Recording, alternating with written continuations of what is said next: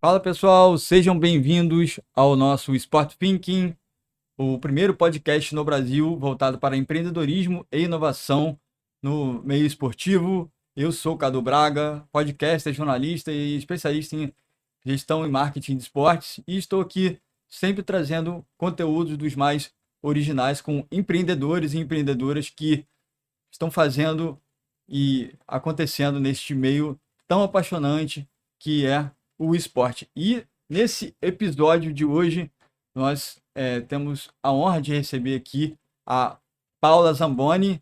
Ela é triatleta há mais de 20 anos, administradora de empresas e vem fazendo um trabalho de educação e propagação sobre o doping no meio esportivo, não só no alto rendimento, mas a gente vai descobrir muita coisa aqui também nesse episódio que está só começando, nesse show aqui que a gente vai ter com a Paula nos próximos momentos. Não perca. E se você ainda não está conectado aqui no canal, não deixe de deixar o seu like, comentar e compartilhar tudo isso que a gente vai trazer de assuntos dos mais ricos aqui sobre um tema, né, Paula, que não Polêmico. é polêmico, não é comum, É. mas que eu tenho uma honra aqui, um prazer enorme em te receber. Agradecer a Ana da About que nos conectou, fazendo essa ponte aqui para que a gente possa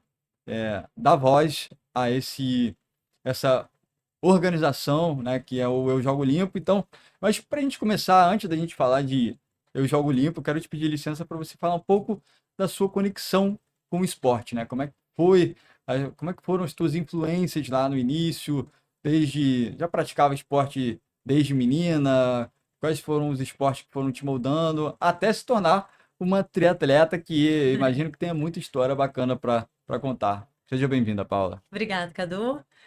Primeiro, obrigado pelo convite. É sempre um prazer e uma honra falar desse projeto, campanha, né? Que está virando aí um negócio, quem sabe.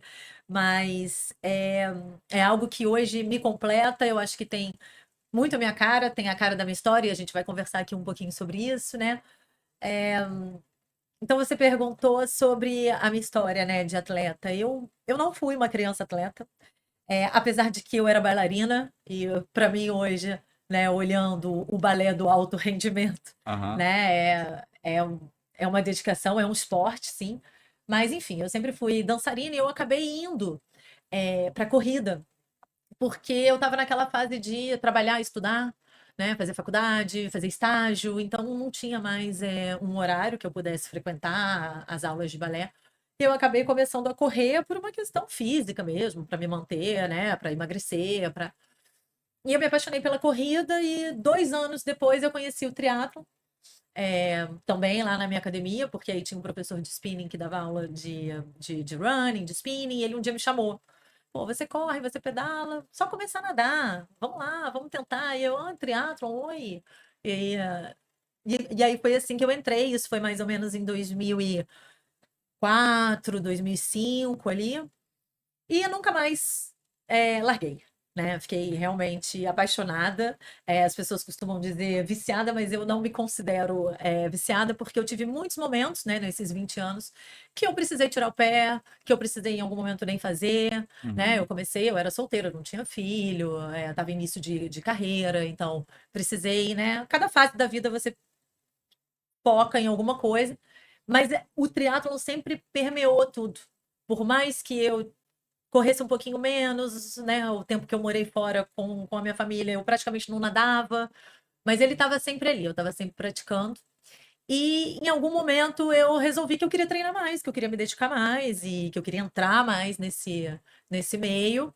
E aí fui tendo alguns resultados que aí você vai gostando mais, né? Você vai conhecendo um pouco mais a parte boa e também a parte não tão boa, digamos assim, do esporte. E aí eu acho que foi nesse momento que eu me deparei com o assunto do doping e que me chamou muita atenção porque durante 15 anos, 16 anos, eu pratiquei, eu nem... Para mim, doping era isso, atleta olímpico, alto Aham. rendimento, né, a elite. E nem nunca me interessei pelo assunto, na verdade. Né? Era muito distante da minha realidade. Eu sempre fui uma atleta amadora amadora, raiz, né? Quando eu comecei lá atrás não tinha mídia social, a gente fazia porque amava. E, e subir no pódio, ganhar um troféu era uma coisa que você levava para casa e mostrava ali, né? Mostrava Para para sua família. família, Ninguém via, né? Eu tenho os meus primeiros troféus, inclusive para mim são os que eu amo mais, ficam guardados na minha casa lá em Minas. E eles são muito grandes, então ficam lá assim no meu quarto, lá na casa da minha família. E aí, quando eu resolvi, né, entrar mais, aconteceu uma junção de acontecimentos e o meu marido estava trabalhando com antidopagem.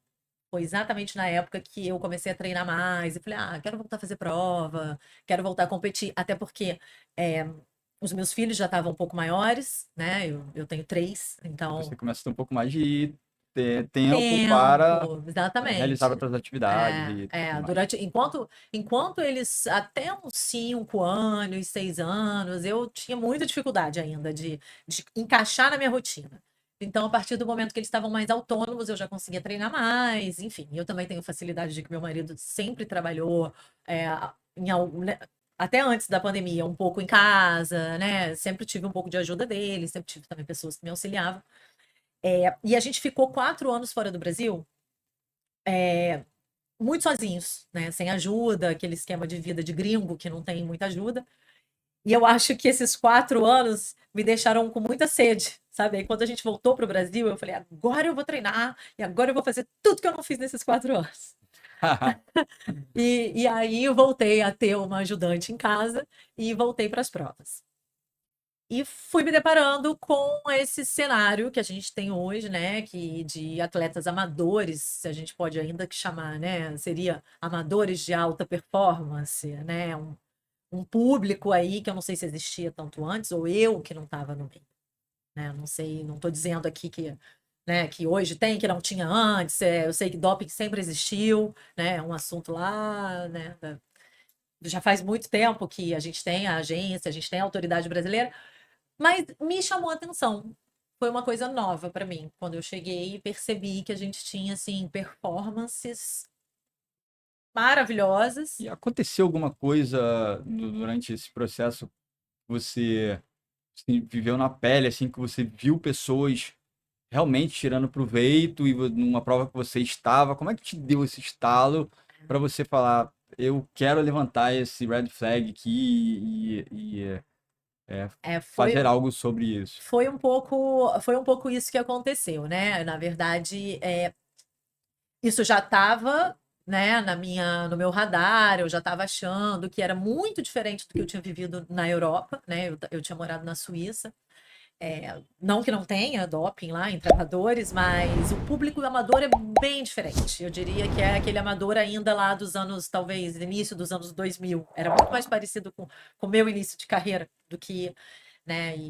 E ainda bem assim, eu tenho amigos que vêm aqui me visitar e ficam apavorados, né? Como no Brasil é diferente. Mas então, eu estava vindo desse cenário e fiquei impactada. Mas tudo bem. Fui lá, treinei e comecei a fazer prova. Primeira prova que eu fiz, uma atleta foi pega com um resultado positivo para a gestrinona. Aí fiz mais uma, terceira prova do ano, outra atleta, gestrinona. É o famoso chip da beleza. E aí eu falei, bom, o que eu estava achando que era só uma coisa da minha cabeça está acontecendo. Realmente existe e isso não é tão de domínio público assim. Como é que vocês da comunidade que ficam sabendo, isso não é divulgado? Como é que é essa questão? É, Então, isso é um pouco sensível. Era, né? Era um assunto que não era falado. A, a Autoridade Brasileira de Controle de Dopagem, que é a ABCD, ela Uhum. pode testar os atletas amadores. É, Porém, havia um entendimento, porque no Código Brasileiro Antidopagem não existe atleta amador.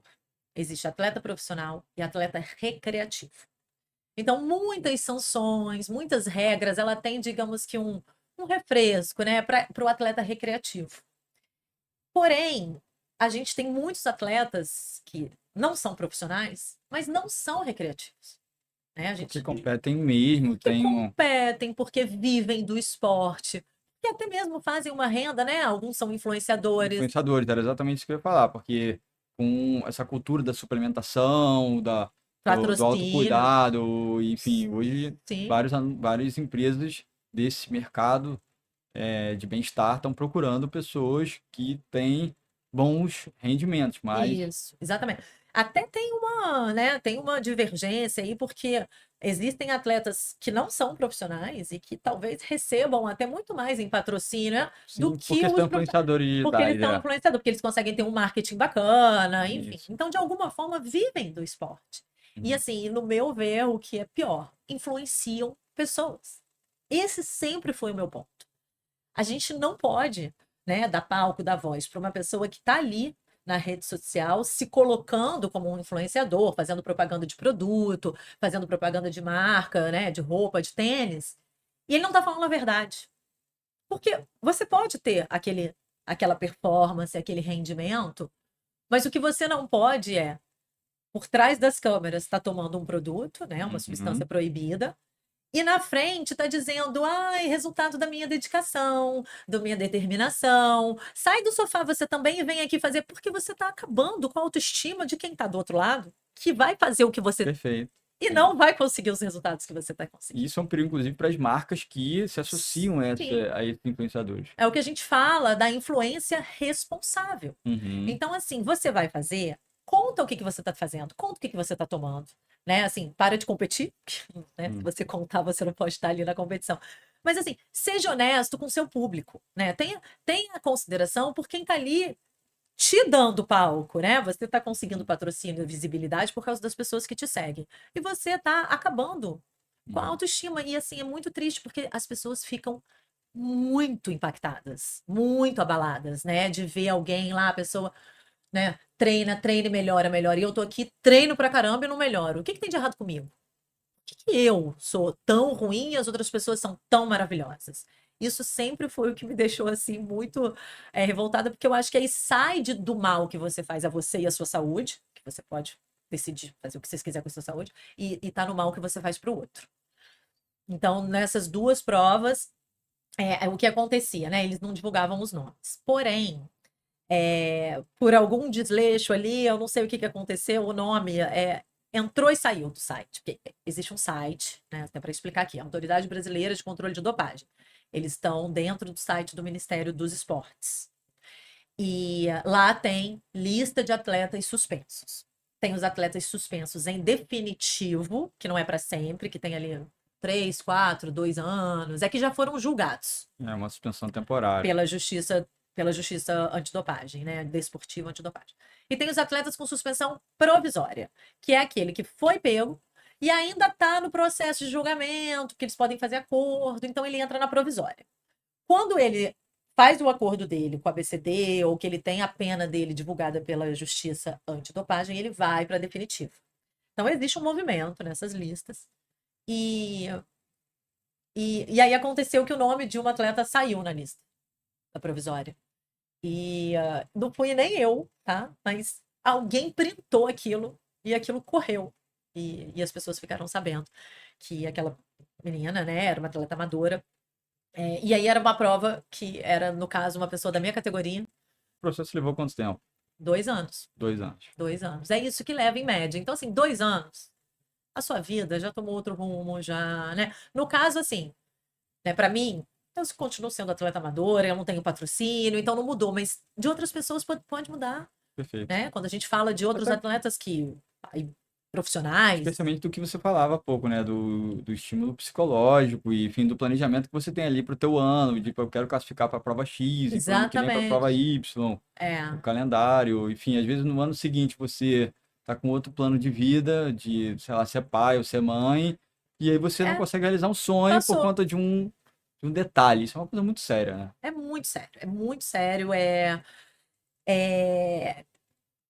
pior ainda que a gente vê assim que o meio médico acaba colaborando para isso, porque aumentou demais, né, a oferta de Isso, implantes hormonais, reposição hormonal, é médico o tempo todo, assim, nossa, o Cadu, porque eu lembrei de um caso agora, foi no sábado, eu estava tomando café com uma menina, ela não é atleta, ela só queria um estilo de vida mais saudável, queria praticar um esporte, magrinha, magrinha. Ela foi no médico, num nutrólogo em São Paulo, tá? 237 mil seguidores. Eu entrei no Instagram dele. Ela falou isso que eu te falei aqui. Queria mudar de vida, ter hábitos mais saudáveis, queria dar uma olhada nas minhas taxas. Antes mesmo de pedir o exame de sangue para ela, ele receitou para ela o Ozempic, a oxandrolona, que é um parente da testosterona, e uma outra ona, que boldenona, alguma outra coisa que terminava em nona, que eu falei para ela, olha, é anabolizante, é esteroide. E, e assim, ela não é atleta, ela não foi lá pedindo para melhorar a performance, nem nada. Ele não fez um mísero exame de sangue ou Para algum saber como outro está a saúde, para saber minimamente. da saúde dela, se ela pode tomar isso, esteroide anabolizante, oxandrolona, para uma menina de 30 anos. 30 anos. Então, assim, é desesperador o que a medicina no Brasil também está fazendo, sabe? Que não é nem só contra o esporte limpo, né? Contra a dopagem, mas contra a saúde das pessoas. Então, a gente Perfeito. se juntou também no movimento com alguns médicos. A gente tem uma parceria muito grande com endocrinologistas da Sociedade Brasileira de Endocrinologia, Dr. Clayton, Dr. Paulo Miranda. A gente faz posts em collab, porque precisa inibir isso também. Eu preciso que os atletas não queiram se dopar, e eu preciso que os médicos Autoridades que falem sobre, não se conscientizem, claro, deem o que endosso não do. deem uma prescrição médica de esteroide anabolizante, né? E que, assim, principalmente, porque eu fico imaginando assim, às vezes o paciente chegou lá, pediu, enfim, o médico, né, ele não é proibido de prescrever, ele pode prescrever. Mas o paciente não tá sabendo nem o que ele nem explicou pra garota o que que era. Ela saiu de lá e ela foi perguntar pro personal dela. O que é isso aqui que o médico me receitou? E ele falou, meu Deus, hormônio, esteroide, anabolizante e tal.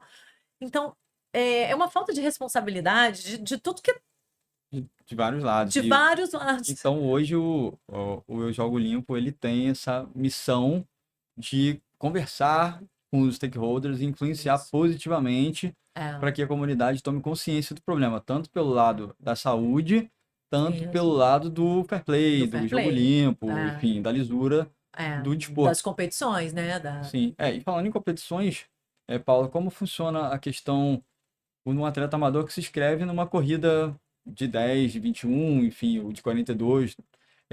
Ele, quando ele assina aquele contratinho na prova, é obrigatório você saber se você pode ser requisitado para o teste ou não? Como é que legalmente isso funciona na prática? É, ele pode ser chamado para o teste, desde que esteja no regulamento da prova, né? Então, uma coisa que a gente fala muito para os organizadores de prova é, primeiro passo, colocar no regulamento a previsão dos testes antidopagem. Uhum. E aí é o que a gente fala. Alinhou, né? Tem uma linha de largada e uma de chegada, você já está competindo. E aí você está sujeito a ser testado. E se você for testado, você está sujeito a ser suspenso. As pessoas dizem, mas eu não estava lá competindo, mas eu cheguei em 40º, enfim, em quinto, em 20º. Se você entrou numa competição, você está competindo. Você pode. Tem alguém competindo com você, tem alguém que queria ter chegado no seu lugar, você sempre chegou na frente de alguém. Sim. Então, o atleta, se ele for convidado para o teste, ele não pode se recusar, porque se recusar já é uma violação à regra. As pessoas acham que ser suspenso é só se você apresentar uma substância na sua amostra, né? Na sua urina ou no seu sangue. E não é. Existem 11 violações. Comportamentais, enfim. Essa que vão recusa, é uma Uhum, violação, dificultar o processo, fraudar o processo. uhum. Existem métodos proibidos. As pessoas não sabem que existe soroterapia é proibido. Nossa, Soroterapia jura? é uma violação à regra de dopagem. Ela não está na lista de substâncias, ela está na lista de métodos. Então, Uhum. tudo que manipula ou altera o sangue, né? E aí tem uma dosagem a partir de 100 ml a cada 12 horas, né? Tem ali, precisa ler a lista de substâncias e métodos. Mas, em geral, a soroterapia é considerada dopagem. E a gente às vezes vê atleta que faz numa boa, assim, e posta lá na cadeirinha do médico, com soro, aí coloca nos stories. Aí, né, a gente fala: olha, isso é considerado doping, você pode ser suspenso, isso é proibido, né? Se você faz, você não pode competir. Então, existe um desconhecimento, Isso. realmente. Uhum. E os organizadores de prova também precisam fazer essa educação, né? Não basta colocar ali no regulamento. Precisa colocar no regulamento e precisa educar o atleta, né? Como que pode ser essa educação? Pode ser ali no dia da retirada do kit, né? Ter Uhum. alguém distribuindo um panfletinho, ou através de lista de WhatsApp, ou Hoje através com do a comunicação Instagram. Ah, digital é possível. é possível. É possível sem um custo muito alto. E até falando em orçamento, em custo, Ah, para os organizadores ter ali o processo do teste chancelado pela comissão antidopagem, e ele tem, esse custo ele é muito alto, é acessível. é, o custo em si do teste nem é tão alto, né? Assim, depende de quantos testes ele quer. O exame de urina, em torno de 2.500. O exame de sangue, em torno de 3.500. Por atleta, Por, por amostra, por por atleta. amostra, isso. Então, se você quer 5 atletas, 10 atletas, isso Você aí vai pegar o top 5 da prova ali, é, os 5 primeiros. é muito comum pegar os 5 primeiros femininos e os 5 primeiros masculinos. A gente está falando de 10, né? Uhum. Só que não é só o teste, o custo do teste. Existe o custo da diária do oficial de controle de dopagem, que é o DCO, né? Que precisa ter um curso para isso, precisa ser chancelado pela ABCD. E existe também a logística, né?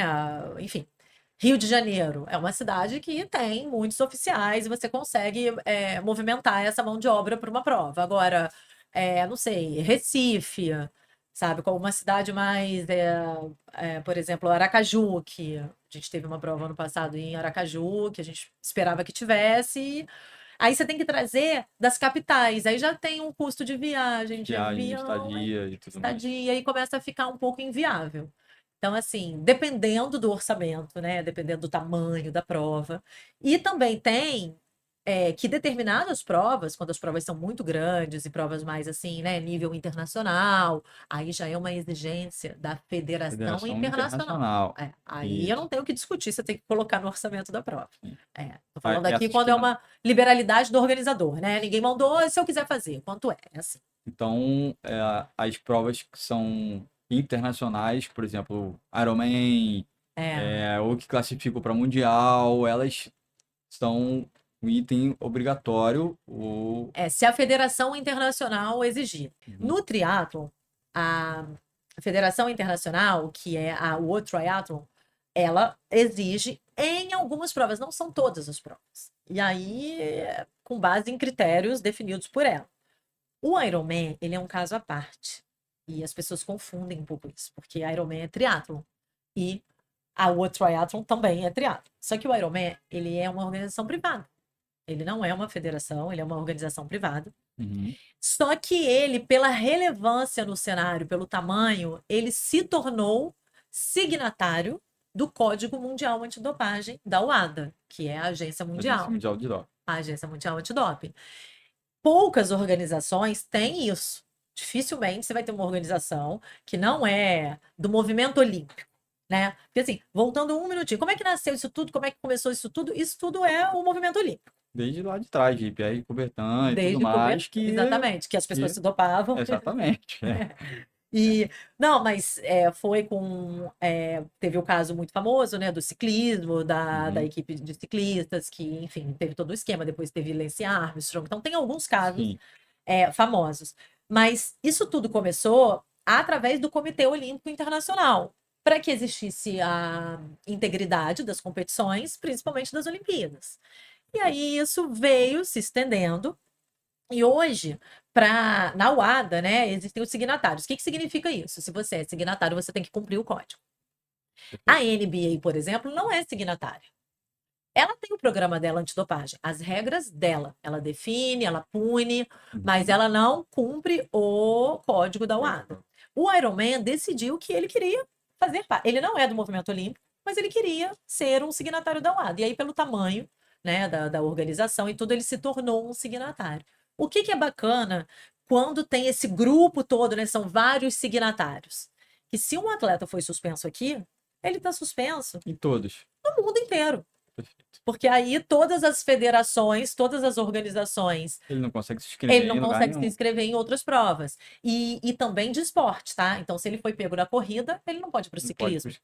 Se ele ir. está suspenso do futebol, ele não pode ir para o rugby. É Uhum. assim. Ele violou o desporto Ele, global. ele violou o desporto global. Agora, ele pode ir para a NBA? Pode. Ele pode ir para o UFC? Pode. Pode. Porque o UFC, agora, o UFC até contratou a agência americana para fazer o programa deles. E aí, eu não sei se eles estão aderindo, né, assim, a tudo que vem da USADA. Teoricamente, se não é signatário da UADA, a pessoa está livre para competir. Quer ver um esporte que tem muito trelelê de doping e as pessoas sempre vêm falar no nosso Instagram? CrossFit. CrossFit. O CrossFit não é signatário. Não é signatário. Então, um atleta que foi suspenso no CrossFit pode vir para o triatlon? Pode. E um atleta que está suspenso no ciclismo pode ir para o CrossFit? Pode, porque eles não se falam. Então, era ideal se E, todos fossem signatários da e, WADA. e muitas vezes uma pessoa que é ciclista, ela tem CrossFit como um estilo de vida, como uma parte do treinamento dela, da Sim, planilha, enfim. Virou sim. uma cultura hoje, Corrida tem muito, corrida. Sim, muito. Na corrida tem sim. muito. Então, tem assim uns pormenores que às vezes causa uma certa estranheza, né? Às vezes as pessoas vêm perguntar, parece que é uma injustiça, parece que é uma coisa errada, mas é que tem algumas regrinhas que as pessoas precisam entender, né? E que não é assim, não está inscrito na mídia todo dia, né? CrossFit não é signatário, né? A gente fica no Instagram tentando trazer esse tipo de informação para que as pessoas. Eu sempre peço, e não é papo de blogueiro, né? Compartilha, não é para dar engajamento. É porque realmente precisa É o, compartilhar. é o propósito É o do propósito. projeto, do Jogo Limpo. Eu jogo limpo. É para que essa informação chegue a mais e mais e mais pessoas. Quanto mais gente sabendo, melhor. Mais a gente consegue proteger o esporte de cada um, porque a gente começou no triatlo, né? Eu venho do triatlo e da corrida. A gente tem muito seguidor do ciclismo, porque tem parceiros do Eu Jogo Limpo no ciclismo. E a gente está tentando também entrar para outros. Agora a gente tem bastante gente do vôlei, do tênis, porque tiveram casos recentes, né, de doping, né? Teve o caso do Sinner, então acabou Sim. vindo gente do tênis. Muita gente da canoa havaiana, apesar da canoa havaiana não ser signatária, mas tem muita gente seguindo ali o perfil. Então, a ideia é que a gente seja multiesportes, né? Que a gente fale da antidopagem para qualquer tipo de esporte. Apesar de sermos oriundos da corrida, do triatlon, do ciclismo. Mas eu acho que é isso, assim, tá crescendo. A gente começou com 2.000 seguidores quando eu comecei a assumir o Instagram, e agora a gente está perto de 11.000. Então, acho que, né, tá fazendo aí algum efeito.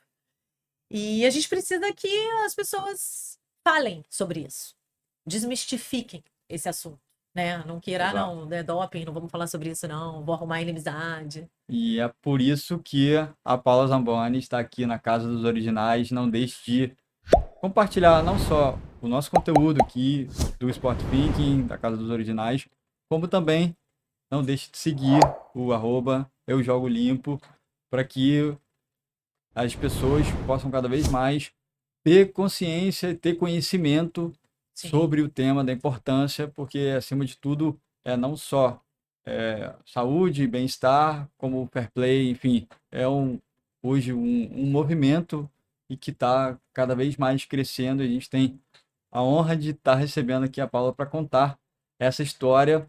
E aí, Paula, me conta um pouco assim, de planos de futuro do Jogo Limpo, né? tá. Esse movimento ele está crescendo. O que você tem de projetos para que você tenha outros subprodutos ou possa fazer com que outros esportes também se engajem na importância de toda a comunidade esportiva estar fazendo parte desse propósito de bem-estar e de fair play. A gente tem agora, esse ano, a gente conseguiu o CNPJ, né? Transformou o Eu Jogo Limpo numa associação. Então, a nossa ideia agora é que a gente busque patrocínio, né? Talvez patrocínio privado, talvez alguma coisa ali de, né, leis de incentivo ao esporte, para poder, né, começar a escalonar. Né? Hoje é uma coisa muito fechada, somos um grupinho ali de 3, 4, então falta braço e falta investimento. A gente tem o projeto de criar um portal, porque a gente percebe que existe um público, né, que gostaria de aprofundar um pouco mais nas regras, entender, e o Instagram não é local para isso, então a gente vai ter um portal com mais notícias e com mais detalhes, né, e com mais conteúdo. E a gente está migrando também para a parte da educação realmente por organizador, por prova, por competição. Então, a gente vai lançar, né, esse serviço de fazer a educação antidopagem para quem para quem tiver interessado. Então, organizadores de prova, eu acho que deveriam, né? Assim, assessorias, Assessoria de corrida. as próprias equipes, né? Então, assim, às vezes quer que a gente faça. Porque assim, o que que acontece, né? A ABCD até faz isso. E fazem muito bem. Mas existe uma limitação de mão de obra também, né? A equipe da ABCD é uma equipe muito enxuta. E existe uma questão que a linguagem do atleta é diferente da linguagem do advogado, né? Do oficial de controle de dopagem. Eles têm E, uma coisa muito mais técnica. e aí, como é que você traduz isso para É, todo mundo entender? para as pessoas entenderem. Então é isso que a gente está fazendo desde o início, né? A gente pega o Uhum. Código Mundial Antidopagem, traduz isso de uma forma mais leve, de uma forma mais direta para a comunidade entender. A gente pega o Código Brasileiro, a gente pega acórdãos da Justiça Antidopagem, a gente esmiuça e coloca sempre de uma forma bem objetiva e fácil Didática, de fácil. entender. Então, a nossa ideia é fazer essa capacitação, né, nesse modelo do Eu Jogo Limpo e, e até mesmo a própria consultoria para alguma equipe que queira, né, para alguma, até mesmo para profissional, porque a ABCD, eles sempre falam, né, como eles têm pouca mão de obra, a gente acaba ocupando um espaço que eles não conseguem ocupar. Né? Então, eles não conseguem atender a todos os pedidos. E a gente tendo esse compromisso de passar, né, como eu te falei aqui, a gente divulga só informação oficial, informação de qualidade. A gente não emite nenhum tipo de julgamento sobre as notícias que a gente está divulgando, que é para ser uma coisa bem imparcial, isenta. Então, a ABCD tem começado já a indicar. Vai ter o evento da Confederação Brasileira de Atletismo. O Eu Jogo Limpo pode estar lá, pode falar, não em nome da ABCD, mas com a chancela da ABCD, porque a gente tem feito esse trabalho muito em parceria com eles, né? A gente fica muito em Perfeito. contato com eles. E a gente tem se especializado, a gente também tem buscado cursos de formação, a gente participa de todos os módulos de educação que a ABCD promove, que inclusive é aberto ao público. Eles fazem 6 ao longo do ano, e quando você termina, você tem um diploma. Qualquer Uhum. atleta, qualquer pessoa pode participar. Então amanhã é o primeiro, aí todo ano eu participo, porque sempre tem alguma informação adicional. E os projetos são esses. Acho Perfeito. que consegui resumir. E Muito, não, muito, são muitas informações que a Paula Zamboni, fundadora desse movimento tão importante para a comunidade esportiva, eu jogo limpo, estou aqui no Momento Merchan, muito obrigada. para que a gente possa fazer com que as pessoas, as organizadoras, os atletas e ex-atletas também, e atletas de alto rendimento também Sim, carreguem é, essa bandeira e sejam um exemplo, né, Paula? isso. Porque é muito importante que a gente sempre tem referências em determinados esportes, determinadas comunidades, né? E os atletas de alto rendimento que têm essa mídia, essa fama, que Sim, precisam também se engajar na causa. E então eu quero te agradecer demais obrigada, a Cadu. presença, Obrigada, esse Cadu. episódio especial aqui em nome de toda a comunidade esportiva, toda a comunidade do Fair Play, também pelo Dia Internacional da Mulher, esse mês aí de março que nós estamos é, é, mais uma vez trazendo conteúdos originais de profissionais como você que tem essa Obrigada. liderança feminina e estão trazendo conteúdo relevante pelo presente, pelo futuro do esporte. Então, isso está muito conectado com o nosso propósito aqui do Sport Thinking Lab, da Casa dos Originais. E, bom, para fechar, queria só que você falasse rapidinho qual é o teu sonho grande nesse meio todo, como é que você gostaria de ver nessa organização daqui a algum tempo. É o meu sonho grande, as pessoas acham que é muito utópico, mas o meu sonho grande é ver o esporte justo, né? Eu não digo nem só de doping, mas como a gente está falando aqui de fair play, Uhum. né? O meu sonho é que os meus filhos possam ver, praticar e assistir esportes íntegros, Íntegros. né? Que Perfeito. a gente tenha a imprevisibilidade dos resultados, que eu acho que esse é o grande barato Claro, das competições. exatamente. Você não E sabe quem vai você não ganhar, você sabe não quem vai sabe como ganhar. vai terminar. E aí Isso entra aí, né, isso, o doping, a bet, isso. tudo, a imprevisibilidade dos resultados que é o mais bacana. Eu acho que eu só queria deixar uma palavra, principalmente para os jovens atletas, principalmente para essa galera que está começando, que virá, né, a ser um atleta de elite, um atleta de alto rendimento, de qualquer que seja o esporte. Lembrar que antes de ser um atleta em campo, antes de ser um bom atleta, né, com bons Correndo. resultados, precisa ser um atleta cidadão. Perfeito. A Nossa. presidente da BCD falou muito sobre o atleta cidadão e eu adoro esse tema, porque é você ter a responsabilidade de todas as suas ações, não só dentro de campo, não só nas pistas e nas quadras. Você saber o que você está fazendo no seu entorno como um todo e o impacto que você tem na vida das outras pessoas. Não podia ter um fechamento melhor. Mais uma vez, Obrigada. Paula, parabéns pela tua iniciativa. Obrigada. Estamos conectados. Contem com a nossa comunidade Muito e obrigada. que a gente possa estar trazendo conteúdos originais de profissionais, de pessoas como a Paula e como tantas outras que estão aqui participando. Então, se você gostou desse conteúdo, não deixe de deixar sua mensagem, seu like, compartilhar, para que a gente possa continuar trazendo cada vez mais e fazendo o esporte mais limpo e mais profissional. Até a próxima.